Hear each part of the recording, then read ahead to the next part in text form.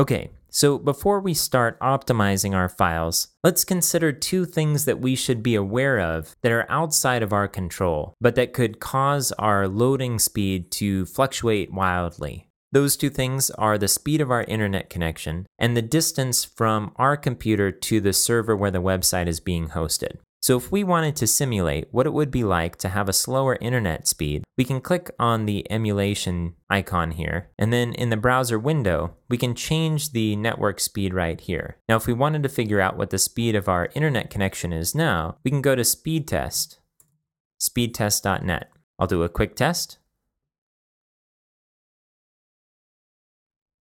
Now the numbers up here are in megabits per second. So I'm at 101 or 102 megabits a second for download. The upload speed in this case doesn't matter. Now, if there are places that you want to target, for example, I know that Build a Module is used a good bit in India, and I can do a quick search in Google for average internet speed India.